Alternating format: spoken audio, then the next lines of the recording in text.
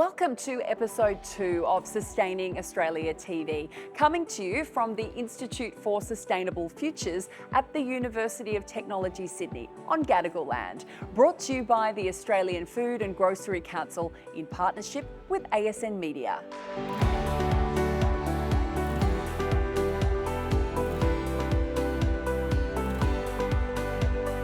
I'm Jessica Ridley, and this is the first of 2 episodes where sustainability is our focus. We begin with the circular economy. Packaging is essential in keeping so many products safe and intact. Yet in Australia, packaging recycling efforts have been hampered by distance and lack of infrastructure. Tetra Pak has led a government-funded collaborative effort to establish Australia's very first food and beverage carton recycling facility. Reporter Nick Cameron was at the launch. This is Australia's first carton recycling facility. And here, Tetra Pak, together with their recycling partner SAVEboard, led a pioneering first step to help avoid cartons going to landfill.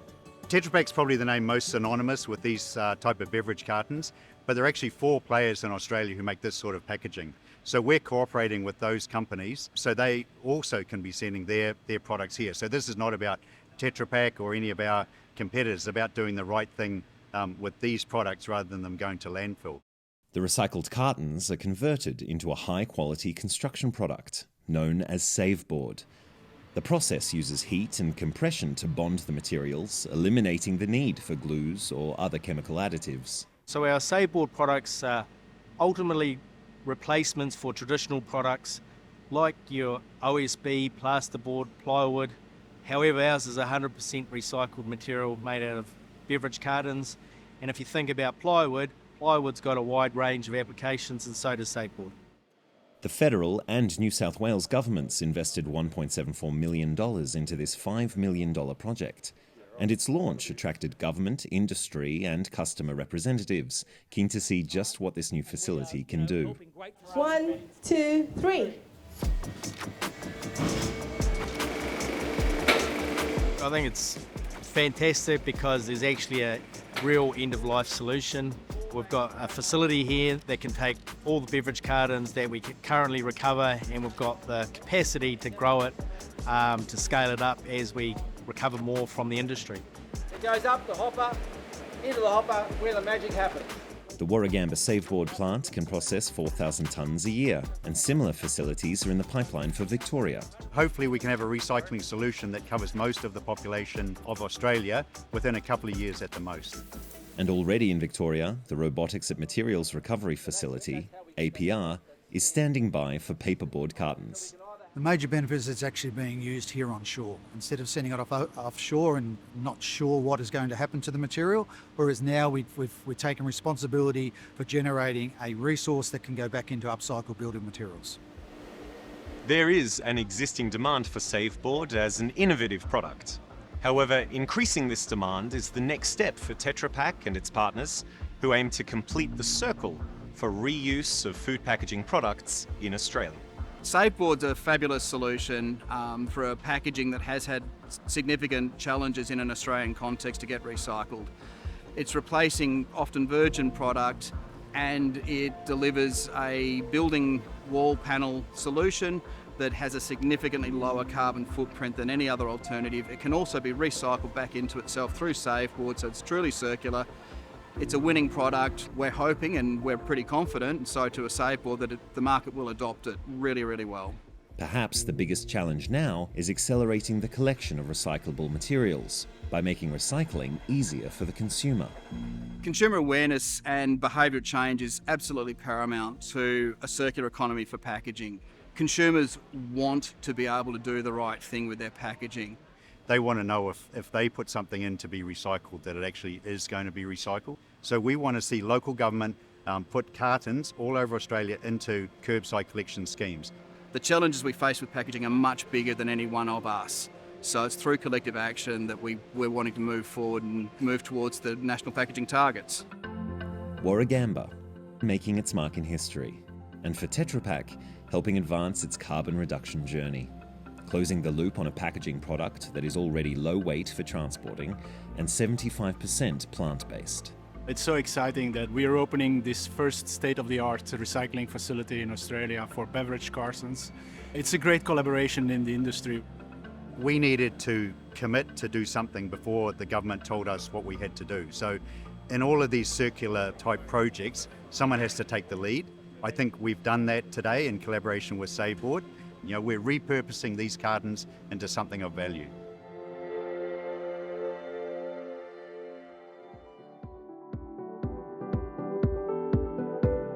In Victoria, the trial of pyrolysis technology that converts used soft plastic packaging into oil is delivering promising results. The AFGC's National Plastics Recycling Scheme trial has partnered with APR, Amcor Flexibles and Viva Energy Australia. Stephen Claney reports from Dandenong South. Soft plastic packaging plays a vital role in ensuring the freshness and protection of food and various products. The challenge is to keep it from landfill.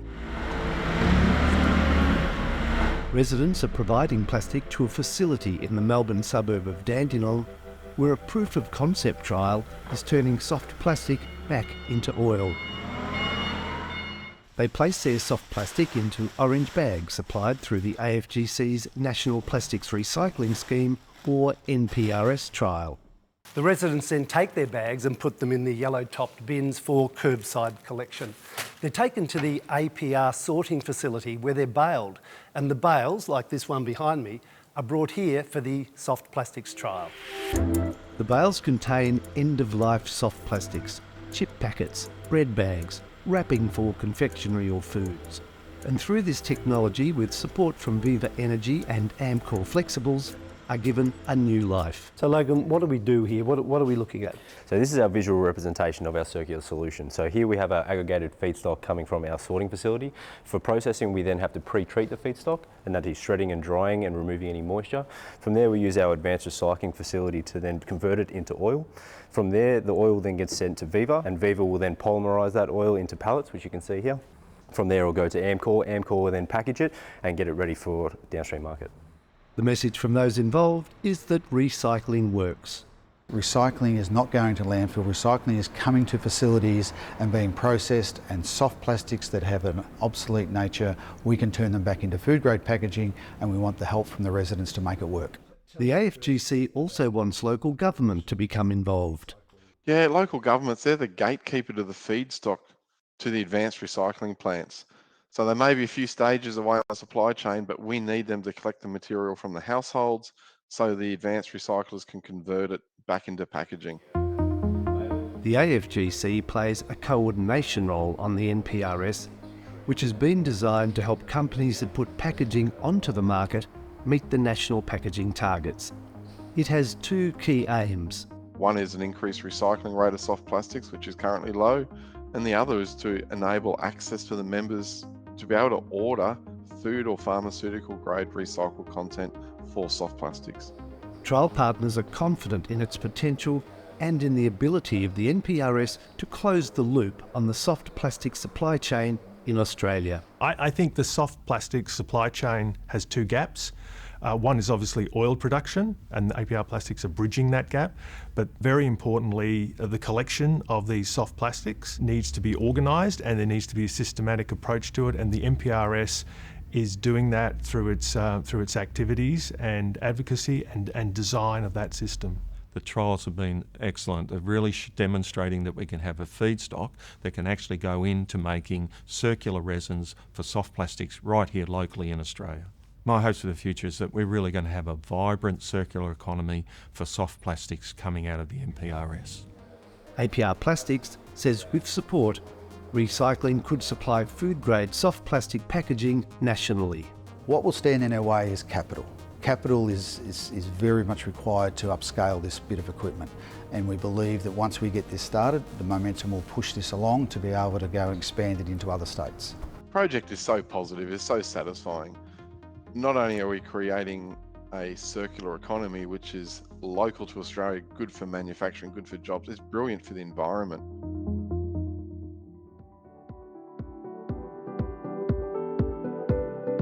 Tackling another of the world's big waste and disposal challenges has proved to be a multifaceted undertaking with exciting potential for SATV Australasia. SATV and its technology partners, along with the support of the federal government, have made significant investment in the use of pyrolysis technology and commercial trials for recycling absorbent hygiene products. As Sandy Kay discovered, overcoming this kind of circularity challenge demands a pioneering spirit.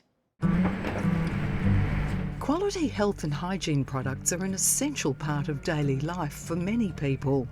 But once these products have served their purpose, they present a growing waste problem.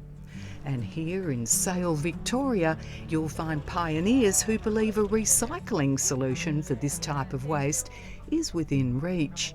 Aged care incontinence products generate a massive amount of waste, and here in Sale, the commercial trial that's underway is expected to deliver a wide range of recycling applications. SATV is a health and hygiene company producing period care, paper hand towels, incontinence products and leak-proof apparel. If we could get everybody to come over this side here. Rochelle Lake is head of B2B marketing for SATV Australasia. Rochelle is passionate, determined and confident that through this trial, SATV is going to find an alternative to sending hygiene products to landfill. If SATV succeeds, this technology has potential as a versatile new recycling solution for commercial use that's never been available on such a large scale. The trial that you're seeing here today is all about used incontinence products from residential aged care facilities, but it creates a really, really large waste stream. And across all of Australia, we estimate that to be over 50,000 tonnes of waste per year, so it's quite shocking numbers. The company is using a combination of wood chips and waste products to try and find the answer. So far, despite numerous trials all over the world, the solution has been elusive. But SATV is trialling pyrolysis technology, which shreds up the waste and dries it before undergoing pyrolysis in a largely self-sustaining, high-temperature environment that can quickly extract large amounts of carbon. If we can divert this waste from landfill, we believe we can reduce carbon emissions. We can, of course, reduce waste going to landfill. And we can also create circularity. So with this pyrolysis process, we're going to capture the carbon out of the products and create a biochar. And that's something that's a valuable resource that can get used in other applications. Biochar is carbon, and the hope is that it can be used commercially as a soil conditioner for agriculture, a compost additive, or perhaps as an additive to road base. It has been 5 years in the making, and we're very excited to showcase what we believe can be a potential solution to taking absorbent hygiene waste products out of landfill and coming up with a better solution. Aldo Santo is one of many interested parties, keen to learn more about SATV's project. As a manager at Mekwa Aged Care, he understands firsthand just how massive the problem is. This solution we saw today, it could be a great solution for aged care and all type of incontinent pads and nappies for babies also. Nobody feels good about this waste, and we've been waiting for a solution for the last 20 years. We've been talking about, but until now nobody even consider it. This is pretty good. Having secured government funding to run a full-scale commercial processing trial, SATV sought help from its partners in industry to collect and treat the waste.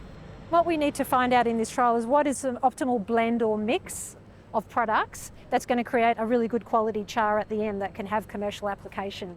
Jake Hatton is SATV Australasia's head of sustainability. In addition to this exciting new technology, he's proud that the company has drastically improved its product range for consumers who want to do their part for sustainability, either by looking for more sustainable materials or where reusable options can meet some or all of their needs. There's a whole range of innovations that we're looking to invest in so that this is a continued journey for us and also for consumers. We need to keep offering consumers products they want to buy, and their expectations are changing. We need to be ahead of that curve, and it often relates to how sustainable a product is, where that material comes from and so on. Period care is seeing the most rapid change, where people are finding reusable products more sustainable and convenient for meeting some or all of their needs. If you look at the average person who has a period, they'll use between 5 and 15,000 pads and tampons in their lifetime. So finding solutions which meet their functional needs, but also their expectations when it comes to sustainability is just incredibly important to them. We've invested in Tom Organic and Modibody, two really fantastic, innovative Australian businesses set up by women here in Australia. I mean, it's a lot of that innovation in Australia that actually makes Essity the global leader when it comes to re-wearable products. Essity has also invested in the local manufacturing of plant-based products for period care, which take less time to break down than fossil-based plastics. We have one of the few sites in the world here in Australia that can actually make organic cotton, tampon and pad products. It used to be made overseas, but since acquiring the brand, we've brought it in-house. We'll continue to invest in growing those brands and in local manufacturing, and also in reducing our footprint. Essity is a company focused on providing sustainable solutions for its customers and the planet. From reusable personal care products to its groundbreaking trial exploring pyrolysis.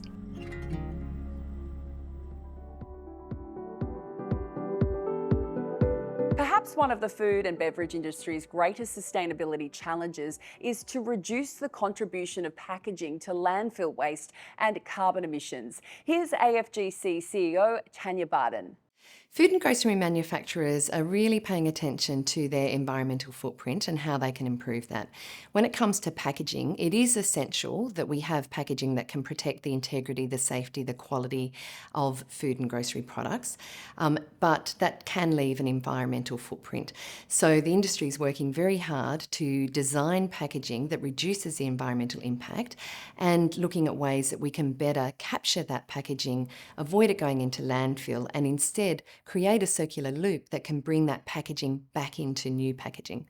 Tell us about the National Plastics Recycling Scheme, or NPRS.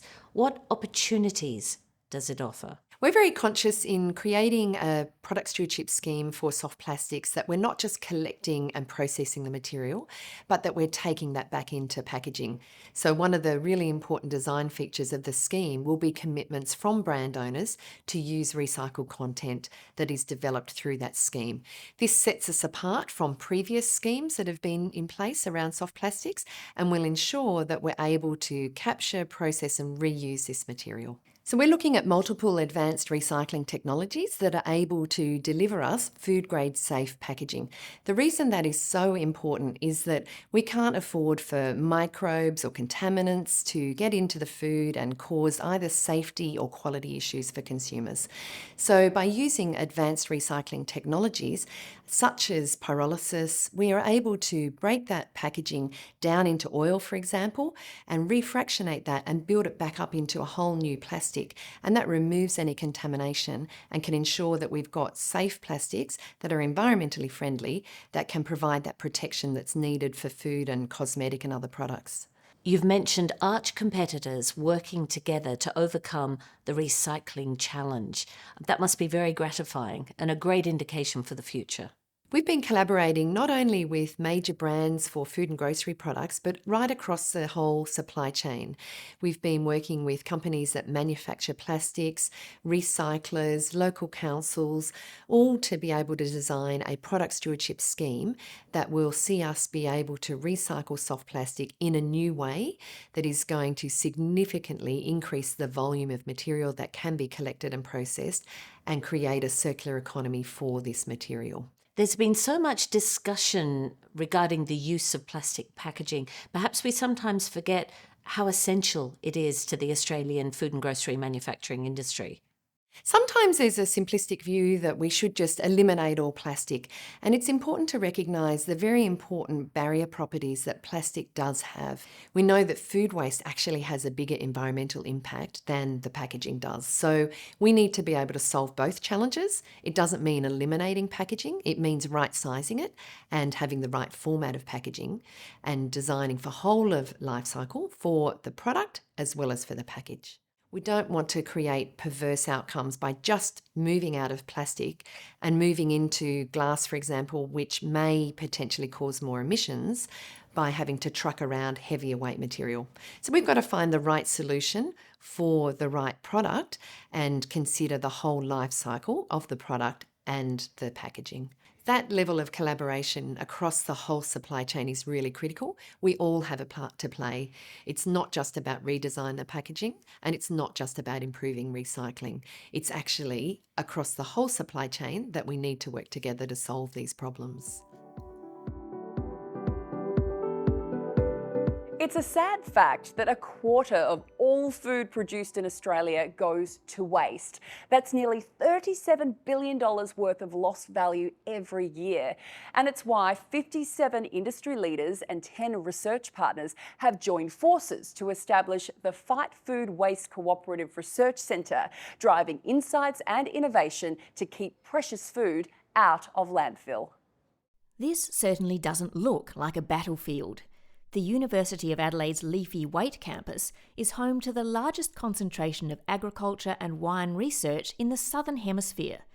But it's also the headquarters of the Fight Food Waste Cooperative Research Centre, and the battle they've taken on is critical. Across the globe, 40% of fruit and vegetable produce is wasted. Researchers here at the Weight are trying to mitigate that with better supply lines and new products for local industries. Work is already underway to tackle waste from the wine industry, where discarded skins and seeds, known as marc, account for one of Australia's biggest food loss streams. The Centre's Dr. Stephen Lappage is looking for high-value solutions. So we have done one project with grape marc, and that's extracting the grape seeds out, and in particular grapeseed extract, which is a really popular nutraceutical product. Most of it, well nearly all of it, is imported from overseas, and we really want to be developing those products and making them in Australia. The Centre's research spans the length of the food chain, from primary production to processing, packaging and consumption. Former waste products like potato starch are looking promising in new roles, from filtration to bioplastic, but sourcing them locally is the aim. With the potato industry, there's over 100,000 tonnes of potatoes graded out in South Australia alone every year, yet we import 60,000 tonnes of potato starch. Now, we could be producing that potato starch in Australia, and that's the kinds of things we want to do. We've just finished a project with the potato industry all about that. When it comes to issues of waste, packaging is often criticised, but with good design, it can become an asset. Packaging is a paradox with food waste. So if you reduce packaging too much, then you will increase food waste, and there's a lot more environmental damage created by increasing food waste than creating the packaging. If we get the portion right, if we get the resealability of the packaging right, if we get the flow of oxygen through the packaging right, these all help extend the shelf life of the food within that packaging and make sure that we minimise food waste as much as possible. Dr. Lappage believes food rescue organisations like Food Bank and OzHarvest are also vital parts of the picture. But tax incentives for producers to donate their food would be a game changer. Tax incentives overseas have been shown to dramatically increase food rescue rates. At the moment in Australia, we still only receive about half the food that we need to fulfil the growing demand around food rescue. If we implemented tax incentives, there would be a tax offset around 50 to 100 million, so a cost to government, but the benefits are predicted to be in the order of $2 billion a year in terms of the social, economic and environmental benefits. As Australia works to halve its food waste by 2030, in line with the United Nations Sustainable Development Goal, eyes at the Cooperative Research Centre are fixed on the future. The economic playbook around how you create value out of food waste is still being written. What is being used to create new foods today could be used for the nutraceuticals of tomorrow. What we use for animal feed today could be the human foods of tomorrow. What goes into composting can be the animal feeds. We're continually trying to upcycle and create the maximum value out of any food waste stream. Thank you for watching. If you want to review or share any of the films in this program, you'll find all 4 episodes of Sustaining Australia TV on the AFGC website. Our focus on sustainability continues in episode 3 as we explore the imperatives of supply chain strategy and decarbonisation. I'll see you then.